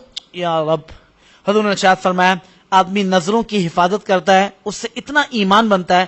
کوئی عورت جا رہی, صرف آپ نے کہ اللہ نے منع کیا نہیں مجھے نہیں دیکھنا اس کو, اللہ کہہ رہے تو آنکھیں بعد میں بند کرے گا, جھکائے گا, میں تیرے دل کو اپنے نور سے پہلے بھر دوں گا. اعمال سے تعلق پیدا ہوتا ہے. کوئی ضروری تھوڑی ہے کہ وظیفے ہی پڑھیں سارے کام ہوں, یہ بھی بہت بڑے اعمال ہیں. وظائف پڑھنا, اس کے ساتھ الگ پڑھنا, اس سے نورانیت مزید پیدا ہوگی. اللہ کا وقت نکال کر ذکر اذکار میں ضرور مشغول رہنا. لیکن بھائی اپنے آپ کو ان اعمالوں کی پابندی کرنا. حضور اقدس صلی اللہ علیہ وسلم کیا معمول تھا؟ حدیث میں آتا ہے کہ جیسے ہی رمضان کا عشرہ شروع ہو جاتا حضور علیہ السلام کیا فرماتے؟ شد میزرا، آپ گھر والوں سے الگ ہو جاتے. فرمایا عائشہ میرا بستر لپیٹ دے، اب بستر کا وقت گیا، اب یہ تو اللہ سے بالکل کھڑے کھڑے بات کرنے کا وقت. ہمیں تو شب قدر میں بھی یہ توفیق نہیں. احسان کیا کہ صحابہ نے، ازواج مطہرات رضوان اللہ تعالی علیہن اجمعین نے ہمیں ایک ایک بات تفصیل سے بتلا دی. فرمایا عائشہ بستر لپیٹ دے، جو تھوڑی بہت نیند ہوگی اس کے بغیر ہی ہو جائے گی، یہ بستر پر سونے. وہ بستر بھی کیا تھا کہ ایک تہ، جو ہمارے یہاں ایک چادر بھی کاٹن کی پتلی سی ہوتی ہے، اتنی موٹا نہیں ہوگا. ہمارے یہاں تو گدا، تو پھر صوفہ، پھر اس کے بعد فوم، اس کے بعد پھر تکیہ، اس کے بعد پھر اوپر سے بلینکٹ تو یا دوسری رضائی، پھر پنکھا، پھر سہولت.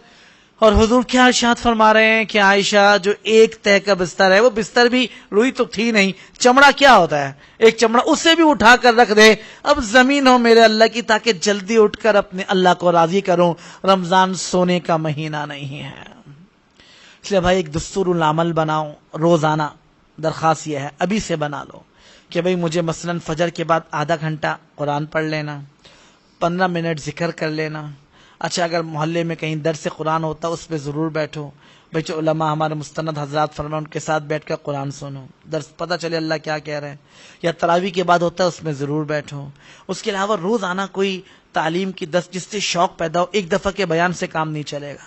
روزانہ جس میں رمضان کے فضائل ہیں، فضائل رمضان ہیں، ہمارے شیخ الحدیث مولانا زکریا رحمۃ اللہ علیہ کی، ضرور گھر میں اس کو پڑھاؤ، تعلیم کریں اس کے رمضان کی، تاکہ اس سے وہ شوق اور جذبہ پیدا ہو. اس طرح خود مطالعے کے لیے اکابر کا رمضان، شیخ الحدیث مولانا زکریا رحمۃ اللہ علیہ کی کتاب، اس کا ضرور مطالعہ کریں کہ رمضان بڑوں کا کیسا تھا اور ہمارا کیسا ہے. اس کے علاوہ اللہ سے ہدایت کی توفیق مانگو. اس سے فارغ ہو جائے بھائی چلو اب مجھے ظہر کے بعد کیا کرنا ہے، ایک پارہ پڑھنا ہے. ظہر کے بعد کی ترتیب بنا لو. اس کے بعد بھی اصل سے کم مغرب کے مجھے جو ہے وہ کیا کرنا ہے کہ آدھے گھنٹے کی دعا کرنی ہے. 15-20 منٹ سے شروع کرو. کیا زبردست بات حضور نے ارشاد فرمائی، جس کی آمین اس روزے دار کی آمین سے مل گئی، اللہ اس کی دعا کو عرش سے بھی اوپر اٹھا لے گا. تو لہذا ایسی دعائیں کرو اللہ سے. اوابین کبھی نہ چھوڑو. مغرب کے ساتھ یہ ہو سکتا ہے کہ 2 سنتیں پڑھیں تو 4 اور پڑھ لو تو 6 رکعت بن جائیں گی. اس سے بھی اوابین کا ثواب مل جائے گا. حضور صلی اللہ علیہ وسلم نے فرمایا اللہ تعالیٰ ایک سرخ یاقوت کا محل بناتے ہیں 12 رکعت پڑھنے پر. اللہ تعالیٰ 12 سال کی رکعت کا ثواب عطا فرماتے ہیں. صرف فرض نہیں، یہ تو اللہ سے مزید قرب کا مہینہ ہے. اس لیے کہ حدیث میں آتا ہے اللہ تعالیٰ نے فرض کی قیمت 70 گنا اور نفل فرض کی قیمت 70 گنا، نفل فرض کے برابر. تو ساری زندگی آپ اگر 11 مہینے نفل پڑھیں نا تو نفل اوابین کا ثواب اوابین کا ملے گا. رمضان میں پڑھیں گے تو اللہ تعالیٰ اس کو فرض کا ثواب عطا کرے گا. اور صرف رمضان کا ایک مہینہ ہے، علماء نے لکھا ہے، جس میں فرض کا ثواب کئی گنا حاصل کیا جا سکتا ہے. رمضان کے علاوہ اگر آپ آئے عشاء کی نماز میں، میری جماعت نکل گئی، میں نے پڑھ لی تھی، چلو یہاں تو نماز 9:15 بجے، میری محلے میں 9 بجے تھی، میں دوبارہ فرض پڑھ لوں، ٹھیک ہے نماز ہو جائے گی. صرف عشاء اور ظہر میں شامل ہو سکتے ہیں، باقی فجر میں اور عصر میں اور مغرب میں تو ہو نہیں سکتے. چلو اگر عشاء میں ہو گئے اور ظہر میں تو اللہ فرما رہا ہے پھر بھی نفل کا ثواب ملے گا. فرض تو ایک دفعہ ادا ہو گئے لیکن یہاں پورا ثواب ملے گا. اس لیے بھائی اللہ سے ایسا تعلق پیدا ہو، کوشش کرے آنسو بہانا، اللہ سے رونا دھونا، اللہ سے رونا بھی مانگو، اللہ سے آنسو بھی مانگو. صرف دنیا کی بات نہ ہو، اللہ سے اپنی اصلاح بھی مانگو، اللہ سے اپنا تعلق. محتانوی نے اپنا لکھا ہے جس طرح اللہ تعالیٰ سے ہم بیٹا مانگتے ہیں، بیٹی مانگتے ہیں اور بیوی مانگتے ہیں، بچے مانگتے ہیں، کاروبار رزق مانگتے ہیں، تو اللہ سے اللہ میں تجھ سے تیرے تعلق کو چاہتا ہوں. حضور علیہ السلام کی دعاؤں میں اللہ میں تجھ سے تجھ کو چاہتا ہوں. یہ بھی مانگنے کی چیز ہے. یہ بھی اللہ سے مانگو. جن چیزوں میں کمی ہے وہ ہم اللہ سے مانگیں. اور مانگنے کا وقت تو میں نے بتایا، سحری سے پہلے، تہجد کے وقت، فرض نمازوں کے بعد. اسی طرح تراویح ختم ہو گئی تو مسجد میں بیٹھے رہو. یہ ضروری تھوڑی ہے کہ لوگ مسجد سے پکڑ کے باہر نکال دیں، ایسا لگتا ہے بڑا احسان کیا. تراویح کے بعد پھر اللہ سے ایک لو لگاؤ اور یہ کہتے ہی پھر اللہ سے دعا کے لیے ہاتھ اٹھا دو، قرآن کھول دو، آنسو بچھا دو، اللہ کو بتا دو اللہ ہم کچھ کرنا چاہتے ہیں. اللہ فرمایا وَسَيَرَ اللَّهُ عَمَلَكُمْ وَرَسُولُهُ، اللہ کہتے ہیں میں بھی تمہارے عمل دیکھنا چاہتا ہوں. تو وہ اس طرح رمضان گزرے گا تو اللہ اصلاحی تعلق بھی کریں گے، دل کو اللہ خوبصورت بنا دیں گے، اعمال کی توفیق دے دیں گے، اور اللہ تعالیٰ زبردست اعمال دے دیں گے۔ اللہ تعالیٰ بھائی سب کو عمل کی توفیق نصیب فرمائے۔ الحمدللہ رب العالمین والعاقبۃ للمتقین والصلاة والسلام علی رسولہ سیدنا محمد وعلی آلہ واصحابہ اجمعین۔ یا ارحم الراحمین، یا رب العالمین، یا رب ذی الجلال والاکرام، اے رب کریم، اے اللہ، اے رب کریم، اے اللہ، ہم مانتے ہیں کہ ہم نے اس سے پہلے کے 30، 40، 50 رمضان شاید غفلتوں میں، دنیا کے کھانے پینے میں، نافرمانی میں یا گناہوں کے لباس میں گزار دیے ہیں، تو اے اللہ تو نے ہمیں یہ موقع دوبارہ دیا ہے، تو اے رب جب رمضان دیا ہے تو رمضان میں نیک اعمال کی توفیق بھی نصیب فرما۔ اے رب کریم، اے اللہ، وہ رمضان جو تیرے نبی نے بتلایا، جو تیرے صحابہ نے گزار کر دکھلایا، اور جو تیرے نیک بندوں نے اپنایا، اور اے اللہ ہمیں اس کی تبلیغ کی، اے اللہ اس دفعہ کے رمضان کو ان ہمارے اکابر کے رمضان کے عمل سے تبدیل فرما۔ اے رب کریم، اے اللہ، صرف سنتے چلے آئے ہیں کہ 3 پارے ایک رکعت میں صحابہ پڑھتے، ایک قرآن تو یہ سناتے عثمان کی طرح، اے اللہ اتنا تو کر اس دفعہ کہ ایک دفعہ ہم بھی تجھ سے کہہ سکیں موت کے بعد، اے اللہ ہم بھی 10 پارے پڑھ کر آئے ہیں، اور 2 قرآن، اے اللہ ہم نے قرآن پڑھ کر تجھے سنایا ہے، اے اللہ ایک مرتبہ تو اس کی عملی صورت پیدا فرما۔ اے رب کریم، اے اللہ جو اصل روحانیت ہے رمضان کی، اعمال کا ذوق اور شوق، اپنی اصلاح اور تجھ سے تعلق اور معرفت نصیب ہو، اے اللہ اس رمضان کو اس دفعہ ان نعمتوں کے دینے کے لیے قبول فرما۔ یا اللہ ہمیں تو یہ سکھایا گیا، یہ بتلایا گیا کہ شاید رمضان کھانے پینے کا مہینہ، شاید رمضان چیزوں کا مہینہ، عید کی تیاری کا مہینہ ہے، یا اللہ دوسرے عشرے سے ہی ہماری توجہ بازاروں میں رنگینیاں بٹ جاتی ہیں، رونقیں بڑھ جاتی ہیں، لوگوں کے رش لگ جاتے ہیں، شاید یہ پتا ہو کہ یہاں نہیں اے اللہ یہ تو تیرے نبی نے منع فرمایا ہے، تو اے اللہ ہمیں ہدایت کا اعلیٰ درجہ نصیب فرما۔ اے رب کریم، اے اللہ ہمیں وہ رمضان چاہیے جو تیرے نبی نے 1400 سال پہلے اور تیرے صحابہ نے مدینہ میں گزارا تھا، اے اللہ آج کے رمضان نہیں، ہمارے باپ دادا کا رمضان نہیں، یا اللہ ابو بکر عمر کا رمضان عطا فرما، یا اللہ عثمان اور علی کا رمضان کے اعمال عطا فرما۔ اے اللہ، اے رب یقیناً ہم نے غفلتوں میں زندگیاں برباد کی، اے اللہ ہم نے اپنے آپ کو بالکل دنیا کی چیزوں چکروں میں تراویح بھی بوجھ سمجھ کر پڑھی، زبان کو بھی آزاد کیا، اے اللہ اس دفعہ کے رمضان کو دین کی ترقی کے لیے قبول فرما۔ اے اللہ وہ رمضان کہ جس کی آخر پر تو بندوں سے کہتا ہے جاؤ تم نے اپنا کام کیا، میں تمہیں پورا اجر دیتا ہوں، آج میں تم سے راضی ہوں، اے اللہ ایسا رمضان کا کہ گزارنے کا اعلان سننے والوں میں شامل فرما۔ اے رب ہمارے مردوں کو بھی عورتوں کو بھی ایسی توفیق نصیب فرما۔ اے رب کریم، اے اللہ یہ حضرات آئیں اور دین کی بات سنی تاکہ رمضان میں تجھ سے تعلق پیدا ہو، اصلاح کیسے ہو، اے اللہ ان اعمالوں کا ذوق شوق پیدا فرما۔ اے رب کریم، اے اللہ ہم جتنے مرد عورتیں یہاں بیٹھے ہیں، جس کی جو ضرورتیں، حاجتیں، چاہتیں، مرادیں، آرزویں، تمنائیں، اللہ جو کچھ تجھ سے مانگ رکھا ہے ہم کو اٹھنے سے پہلے، وہ سب کا سب کچھ ضرور عطا فرما۔ یا اللہ وہ سب کا سب کچھ ضرور عطا فرما۔ رب کریم دنیا آخرت کی ساری ضرورتوں کا انتظام فرما۔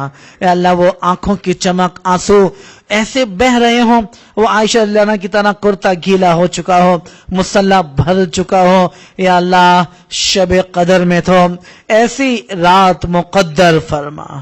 اے اللہ جن گناہوں کی نحوست سے تو دل سخت کر دیتا ہے اور آنکھوں کو خشک کر دیتا ہے، اے اللہ ان گناہوں سے ہماری نسلوں کی بھی توبہ قبول فرما۔ اے رب کریم ہم جتنے لوگ آئے بیٹھے ہیں، یا اللہ اس دفعہ کے رمضان کو یا اللہ اصلاح رمضان سے تبدیل فرما، اس دفعہ کے رمضان کو تعلق مع اللہ سے تبدیل فرما. اس دفعہ کے رمضان کو زندگی کے بدلنے کے ذریعے کے طور پر قبول فرما. اے رب کریم ہماری ساری دعاؤں کو قبول فرما. وصلی اللہ تعالی علی خیر خلقہ سیدنا محمد وعلی آلہ واصحابہ وازواجہ وذریاتہ وامتی اجمعین.